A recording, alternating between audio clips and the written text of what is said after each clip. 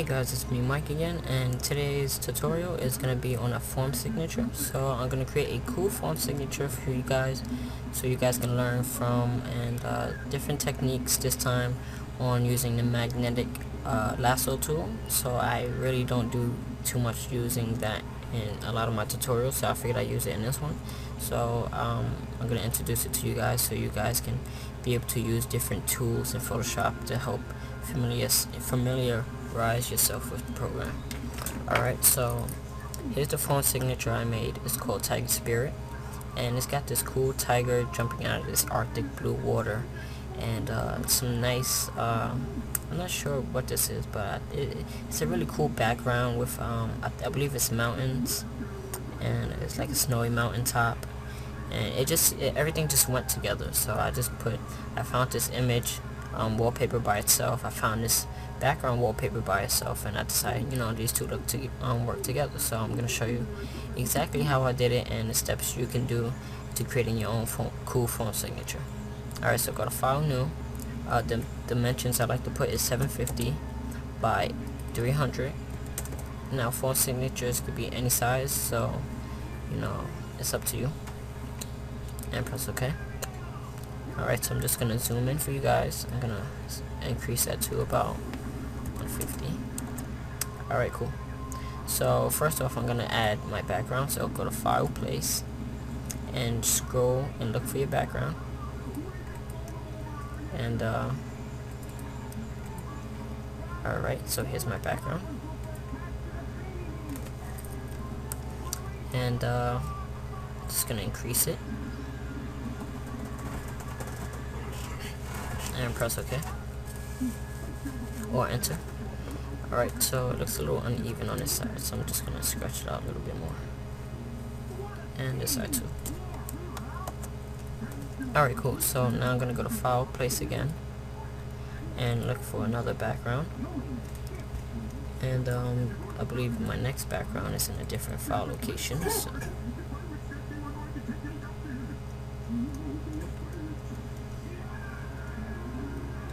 alright, so here's my tiger background. So here it is. I'm going to press enter. So as you can see, it already has a background and everything in it. And the whiskers are sticking out and stuff. So if you go over here and click on it, on this lasso tool, right on the rectangular marquee tool, you should see lasso tool, polygon lasso tool, and magnetic lasso tool. We're going to select the magnetic lasso tool, and we're going to select over at the edge of this wallpaper. I'm going to just zoom in. I'm just going to zoom in for you guys.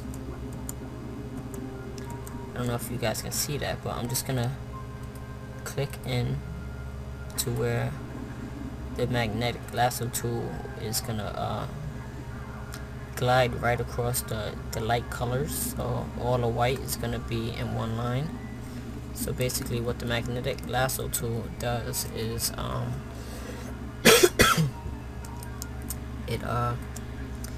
it like a magnet, it sticks to the same positive colors, or the same colors, so that way it would be easier to cut out or crop something out.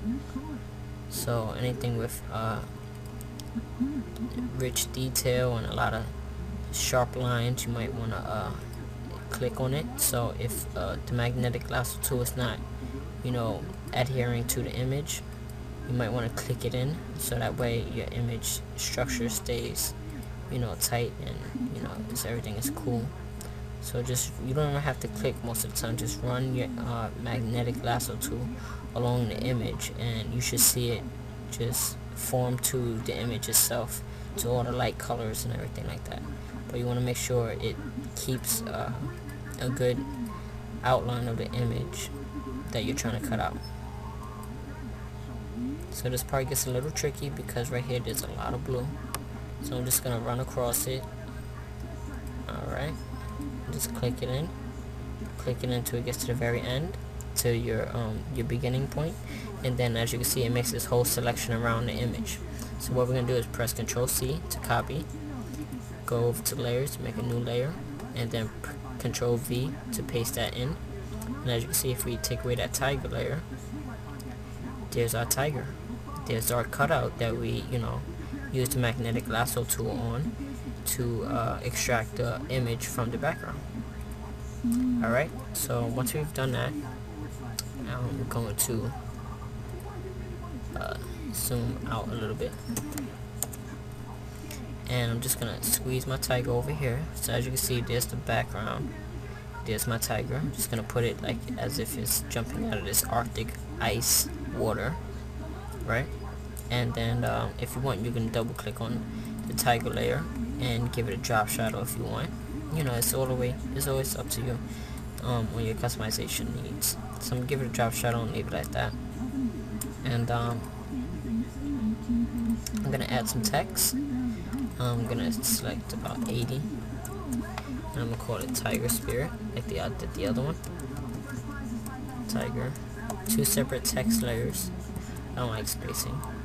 And they say, when you do text, it's better to do text in Illustrator than in Photoshop, because Photoshop is more pixelated, and Illustrator is not pixelated. It's like rounded vector and stuff like that, so you don't get no pixels.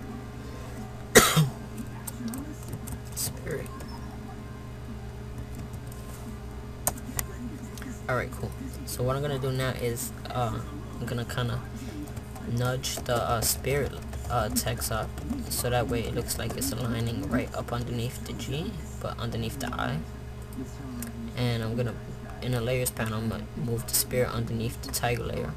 I'm gonna double click on the tiger layer, and I'm gonna give that a layer style. So I'm giving the text a layer style. I'm gonna give it a drop shadow first, then a gradient overlay, and I'm gonna select a cool gradient. So try to find a silver. Alright, this cool silver, and then give it a stroke. Put the stroke to 1 and leave it to outside for the position, and press OK. Next, we're gonna right click on that tiger layer, copy layer style, and then select the spirit text layer, right click on it, and then paste layer style, so it copies the layer style just like that. Alright, so now I'm gonna select my text tool again, select down there, and I'm put it to 20. And then I'm gonna put my link to my website, mikesdesigns.ning.com. So if you guys can please visit my website, I have a lot of Photoshop stuff there. And you're done. So go to File, Save As, and call it whatever you want, Tiger Spirit, save it as a PSD, and you're done. So you can always go back and recreate it, just in case you missed something, and then from there save it as a JPEG or PNG and upload it to your forum or another blog or whatever you want, and then you have a cool form signature. So this is me, Mike. I hope you guys enjoyed this video tutorial on how to create form signatures, and please visit me at or follow me at twitter.com/mikesdesigns155 and my website at mikesdesigns.ning.com. Alright, talk to you guys later. Peace. Oh, by the way, please comment, subscribe, and give me thumbs up on this video if you like. Thanks again, Mike.